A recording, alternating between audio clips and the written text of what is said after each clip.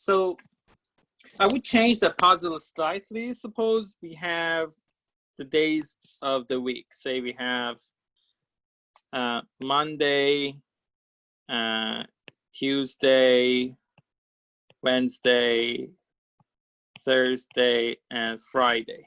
Okay. And I would tell you, I'm going to take a test. We are going to have a random quiz. We are going to have a quiz. But I'm not going to tell you when. I would tell you we are going to have quiz this week. Suppose we have class every day, Monday to Friday.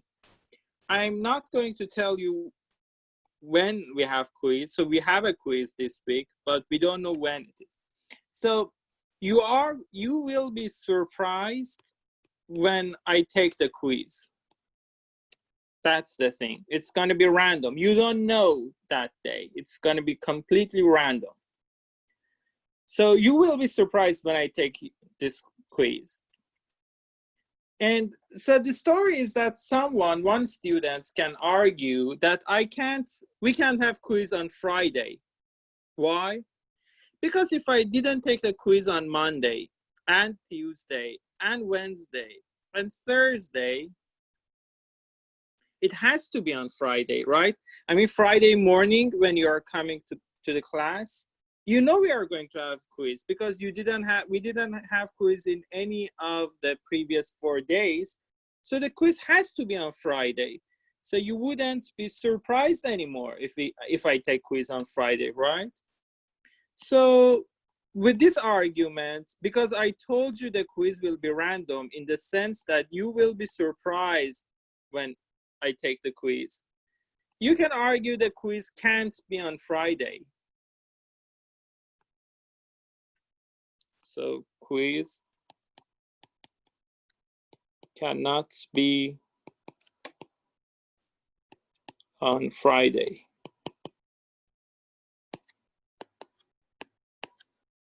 Does it make sense to everyone? Does everyone agree that or if there is a confusion, tell me. Do you all agree that the quiz can't be on Friday? Because, well, by definition, I told you we are going to have a random quiz and you will be surprised.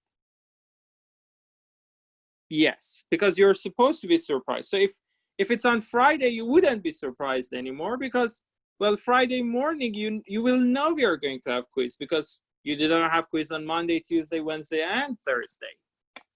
Well, let's see. What about Thursday? Suppose we didn't have quiz on Monday. We didn't have quiz on Tuesday. We didn't have quiz on Wednesday. Now it's Thursday morning. Well, you can tell yourself, we didn't have quiz in the first 3 days of this week. We are not going to have quiz on Friday. Quiz can't be on Friday. Quiz has to be today. There is no other day.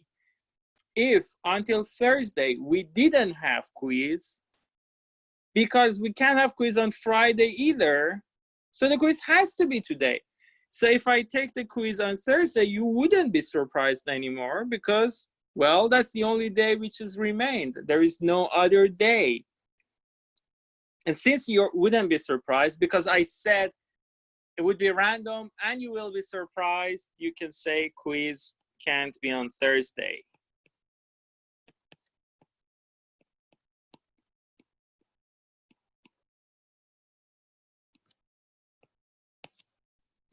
So we can't have quiz on Thursday either. Now, suppose we didn't have quiz on Monday, we didn't have quiz on Tuesday, and it's Wednesday morning. Well, you would tell yourself the quiz can't be on Thursday, it can't be on Friday. We didn't have quiz on Monday and Tuesday, it can't be on Thursday and Friday, it has to be today. But if it has to be today, then I wouldn't be surprised anymore. I mean, it has to be today, right? And that's not compatible with what I told you. I told you it would be random and you will be surprised. You wouldn't know I'm going to take the quiz on that day. In the morning of the day, you would have no idea that you are going to have quiz on that day. So quiz can't be on Wednesday?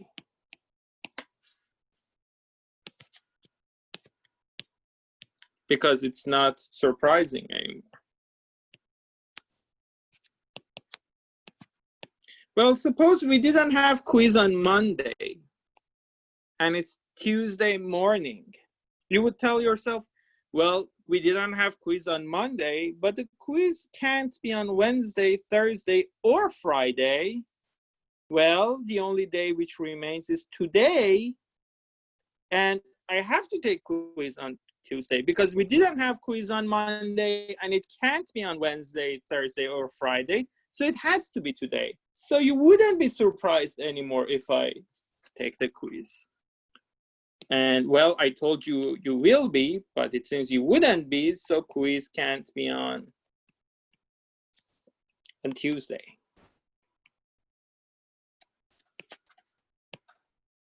Well, what about Monday? Well, Monday, you can say the quiz can't be on Thursday, Wednesday, Thursday, or Friday. If the quiz can't be on these days, it has to be on Monday. But if it's on Monday, I'm not going to be surprised because I already know quiz can't be on Tuesday, Wednesday, Thursday, and Friday. So quiz can't be on Monday because it's not going to be surprising anymore. So I can't take a random quiz such that you would be surprised. There's no way for me to take a random quiz. And you would believe that until Wednesday, I will take the quiz and you all will be surprised. And you will have no idea that I'm going to take quiz on Wednesday. And this is an example of a paradox. You would argue something is not possible, but actually it is possible. And it is an example, well, I mean, as you saw, it's famous, well, the name is Hanging Man Paradox.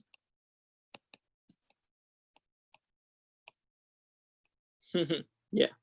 This is the name of the puzzle is the Hanging Man Paradox because, well, rather than taking quiz, it's a judge. We have a judge here. The judge says, I'm going to hang you, hang the prisoner. The prisoner is very sad. I'm going to hang you one day on the week.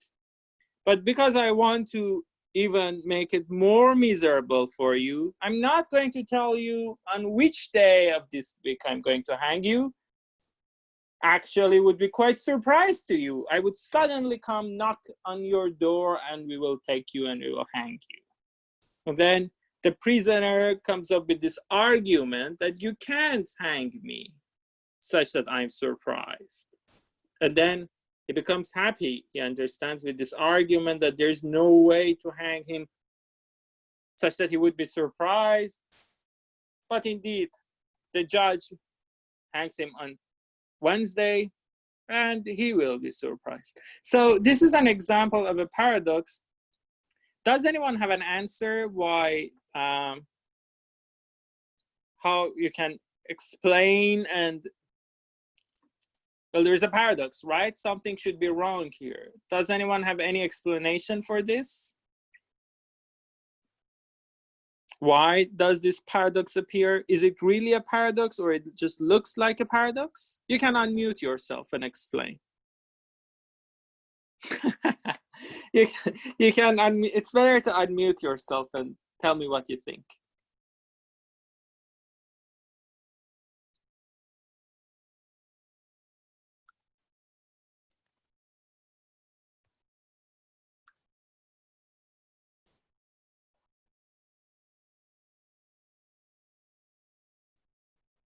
Well, I got some replies, but I really don't understand them. So it's better for you. I mean, you don't need to have the final answer, whatever you think. I just want to hear what's your, how do you think about such a paradox? Well, one person said if it were possible, it wouldn't have been a surprise. There must be a paradox, the element of surprise. Well, another person has said because he started to face reality. That's not very mathematical, I'm afraid. Another person has said he is surprised because he thought he could avoid it completely. Well, I mean, even if you know you can't avoid it, if I say, well, what do I mean by surprise? By surprise, I mean, in the beginning of the day, you don't know that we are going to have exam on that day. So if I tell you, well, I mean, you can first of all see it's not limited to a week. I can say anytime in a year. Like we are going to have a random exam in some day in the year. And at some point, you come to the school, you are not going to know that we have exam in that specific day. And then I would take the exam. The fact that you don't know in the beginning of the day and until I bring you the exam, that means the surprise. Someone has said asymmetric information. I really don't know what that means in this case. Someone has said it's a paradox because it's keep going around in a circle.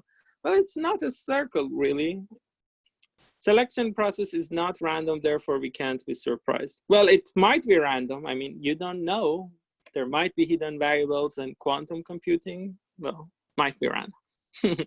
Well, at least it's not random, but it's surprise to the prisoner. I mean, it's like when I take the exam for one specific day from you, although it's not random, for me, I know when I'm going to take the exam, but by surprise, I mean, you wouldn't know I'm going to take the exam on Tuesday or Wednesday or any other day. That's what I mean by surprise, that you wouldn't know we are going to have the exam until you see the exam.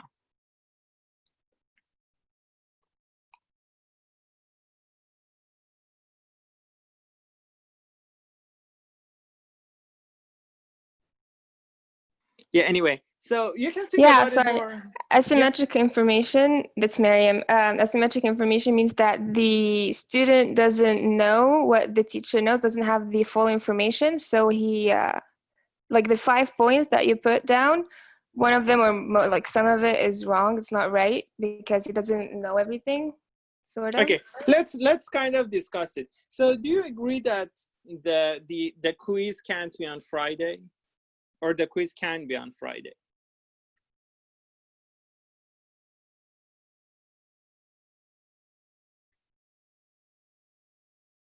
I mean, suppose it's Friday morning and we didn't have quiz up to Friday.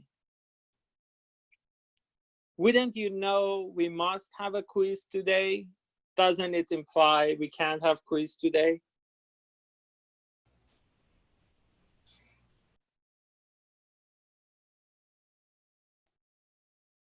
Okay, let me be honest with you. I really don't know the answer to this puzzle. I'm not sure if the answer really is, there's a good answer. I mean, even in this video, it says there are many papers in like with the approach of logic, philosophy, math, computer science, and different things, and there are different answers.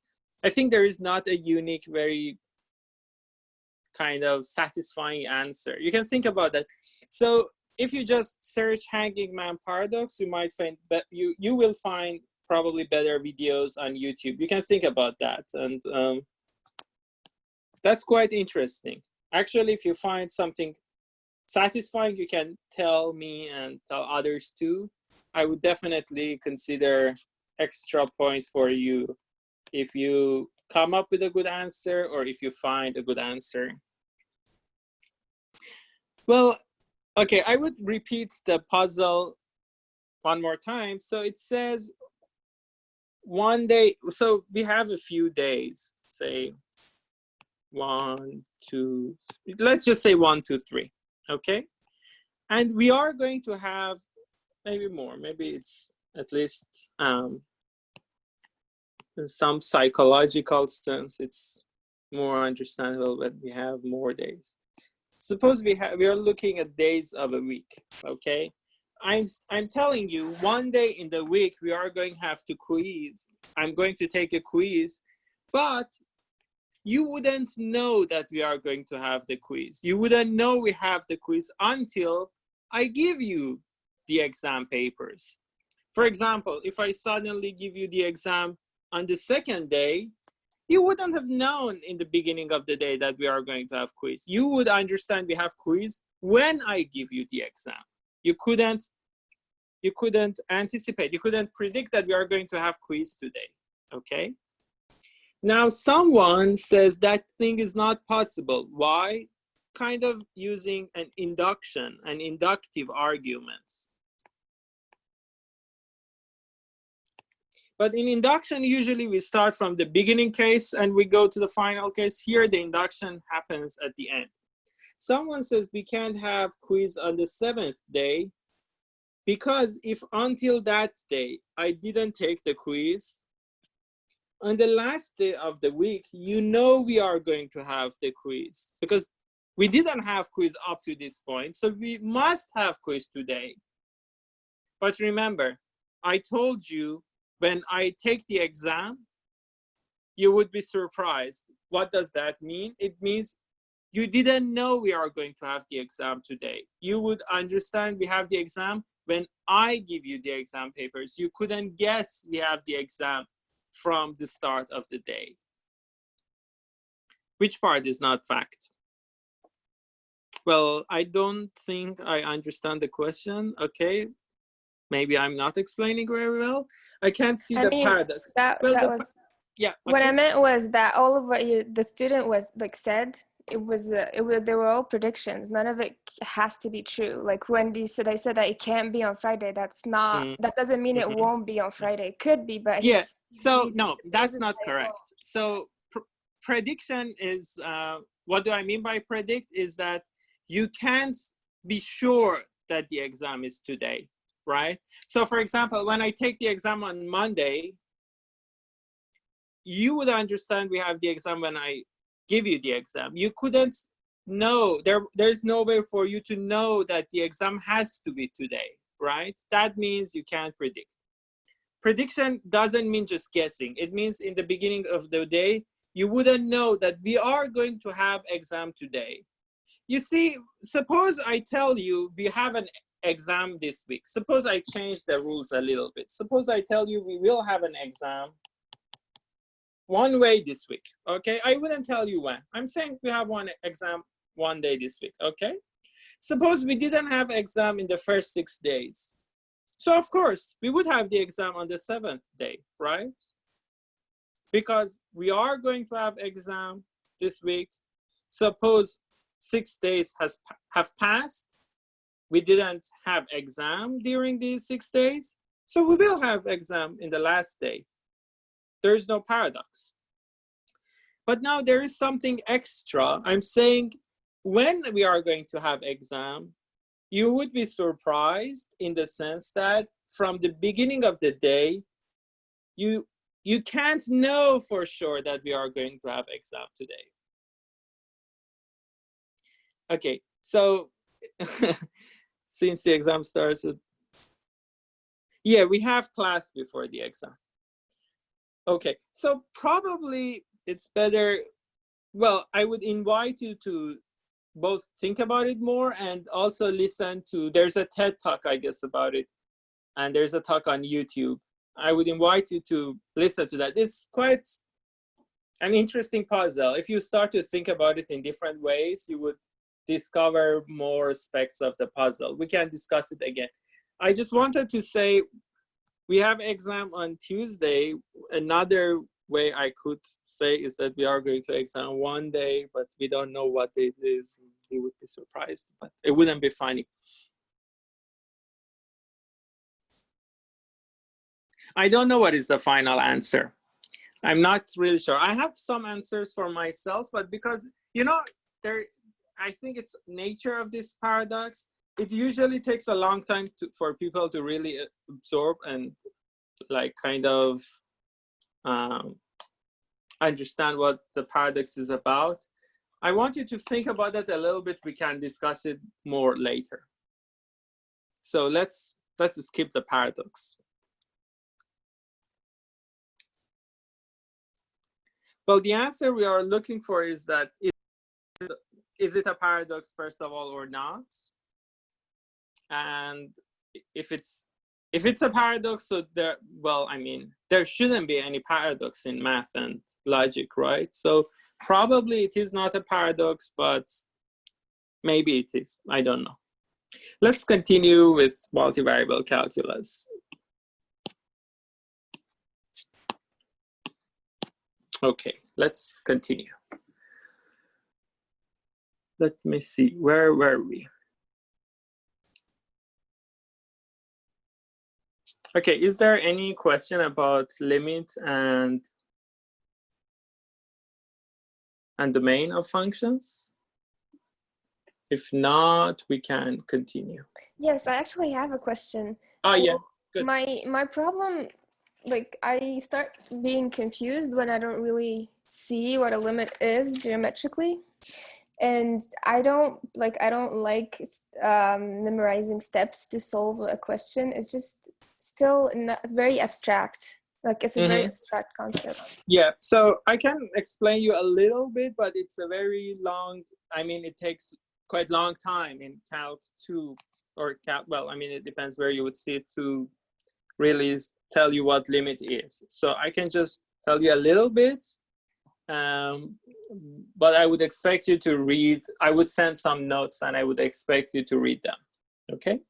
So for example, if you have a function from R to R, it has some graph. Okay, it might be like this. And the value of the function might not be even defined at some point. Say the value of the function is not even defined at points.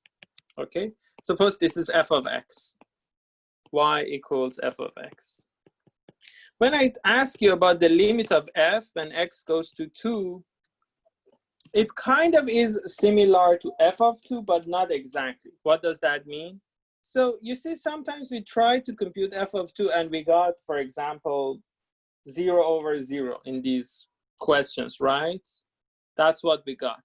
And this is not It might help if you give a real life example. For example, like if why would we compute limit, for example, if we are like studying engineering or physics? For example, for physics. Yeah. So for example, for physics, when you want to compute the velocity, like velocity of something, for example, a car, maybe that would be better. Yeah. So say v of a car, velocity of a car.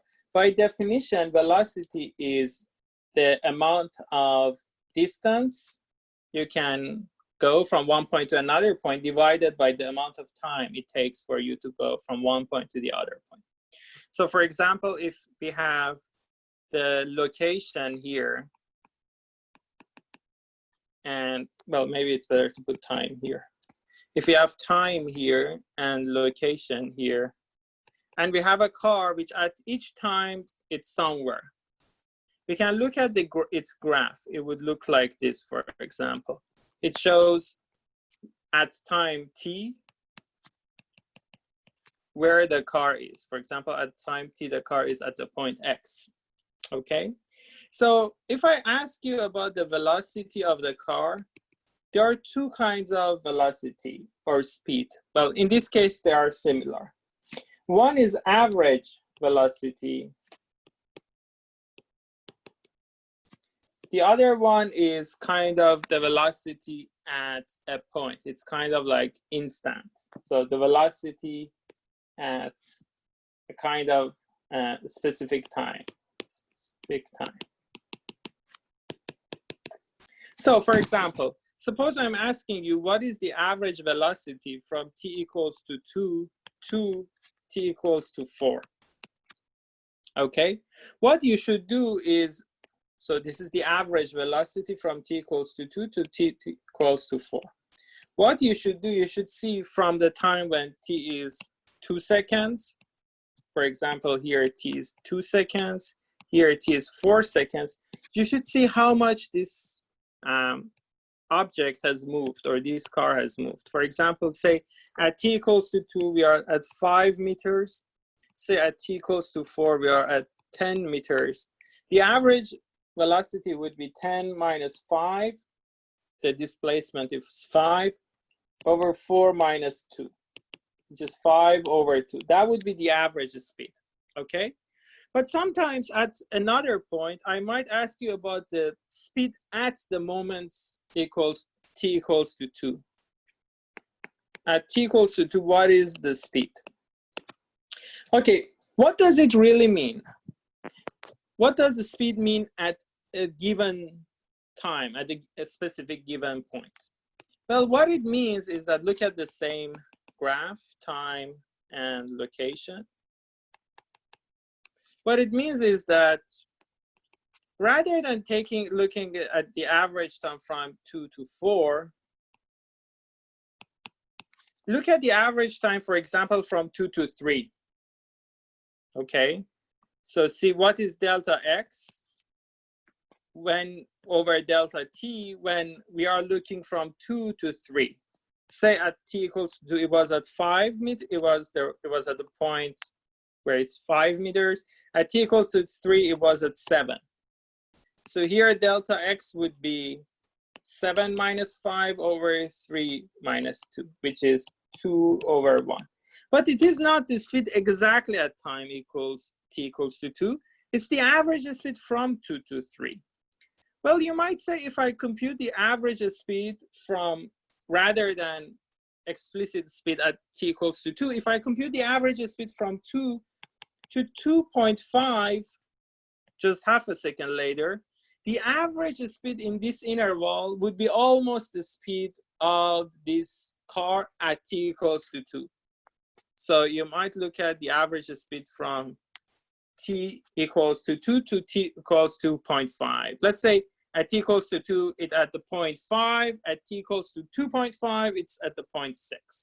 So it would be 6 minus 5 over 2.5 minus 2, which is 1 over 0.5. But that's not still the average. That's kind of still the average velocity. That's not the instant velocity at t equals to 2. The real velocity at this time is kind of the displacement over the time interval when actually it doesn't take any time. So rather than taking half of a second, so let me erase this thing, rather than taking half of a second, actually the time interval should be 0. I should make this interval smaller and smaller and smaller and smaller and compute delta x for smaller and smaller and smaller values of time and divide these numbers by each other. And I should see when delta t goes to 0, what is this limit? This limit when delta t goes to 0 is actually the speed at the time t equals to 2. So for example, again, another way of seeing the same thing is if you look at the graph of the function at time equals t equals to 2 and t equals to 4, if you look at these points, you can look at the line segment which connects these 2 points. The velocity, the average velocity from time t equals to 2 to 4 would be slope of this segment, right? Now, if I bring 4 closer to 2, so say 3, if I look at the average velocity from 2 to 3, that would be the slope of this line. I can keep on doing that. I can choose points which are closer and closer to the starting point. If I keep on doing that, and if I connect these points, they would converge, these segments, they would converge to another line. Actually, that's the tangent line.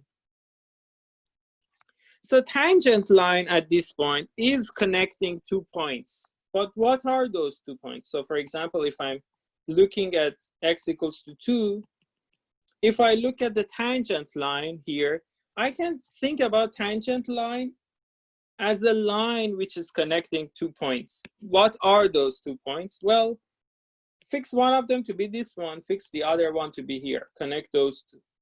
And then bring this blue dot closer and connect these 2. And bring the dot closer, connect these 2. And keep on doing that. Keep on making this time intervals smaller and smaller and smaller. These line segments, they will get closer and closer to this black line. We would say this black line is the limit of these line segments.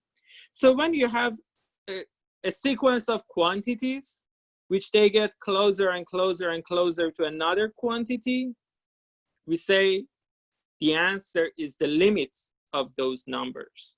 Although if you look at the final quantity, it might not make sense. So for example, if I want to compute the instant velocity, I should look at the time that this car would move in 0 seconds. So it wouldn't move in 0 seconds. So delta x would be 0. And delta t would also be 0. It would be 0 over 0. It doesn't make sense. But rather doing that, you might say, okay, how much it's going to move in 1 second? I would tell you it would move by 2 meters. You can say how much it's going to move in 0.1 seconds. I would tell you it would move by 0.21 seconds. You might ask me how much the car will move in 0.01 second. I would tell you it would move by 0.0213 meters. And you can continue to make this time interval smaller and smaller such that these time intervals are converging to 0. So delta t is going to 0, delta x is going to 0. But rather than writing 0 over 0, we use a process. We make them smaller and smaller in a few steps. And if we divide them, we can see, well, although they are both the numerator and denominator they are going to 0, but the ratio is converging to a number. That number is called the limit. Although you are not allowed to write 0 for delta x and 0 for delta t. Okay, I hope it gives you a better feeling, but as I said, it's a very important topic, and probably you should read some notes about it carefully. So I would send you the things you need to know as background for the things we are going to continue, both on limit, derivative, and integral. Okay, good. Okay, so let's continue. So now we want to talk about